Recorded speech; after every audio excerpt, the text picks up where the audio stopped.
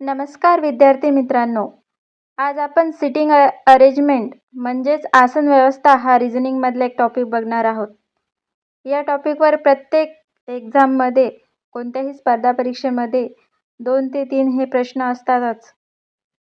आणि हा टॉपिक खूप जणांना खूप कठीण असा वाटतो, पण काहीच कठीण नाही. सोपीत सोपी मी तुम्हाला समजून सांगण्याचा प्रयत्न करते आणि तुम्ही लक्षपूर्वक ध्यान देऊन बघा. ए, बी, सी, डी, ई आणि एफ हे एका गोलाकार टेबलाभोवती केंद्राकडे तोंड करून बसले आहेत. ए हा बीच्या डावीकडे दुसऱ्या स्थानी बसला आहे.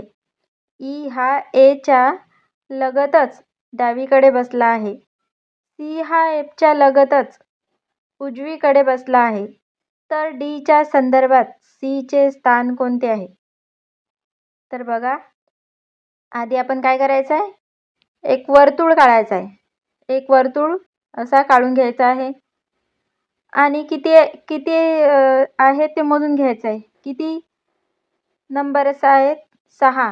त्यामुळे 6 अशा प्रकारे रेषा काढून घ्यायच्या आहेत. ए हा बीच्या डावीकडे, ए हा बीच्या डावीकडे दुसऱ्या स्थानावर बसलेला आहे. त्यानंतर ई हा एच्या लगतच डावीकडे बसलेला आहे. ई हा एच्या लगतच डावी. आता डावी बाजू घ्यायची. एच्या डावी बाजू कोणती असेल? ए जो आहे त्याच्या डावीकडे म्हणजे इथे तो बसलेला आहे. कोण? ई बसलेला आहे एच्या डावीकडे. त्याच्यानंतर सी हा एफच्या लगतच उजवीकडे बसला आहे. सी हा एफच्या लगतच उजवीकडे बसलेला आहे.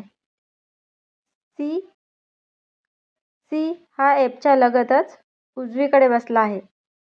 म्हणजे आता लगतच बसायसाठी तो कुठेच जागा नाही उरलेले, इथेच ठेवावे लागणार ना. सी एफ घेतला आधी, एफच्या लगतच बसलेला आहे उजवीकडे म्हणून.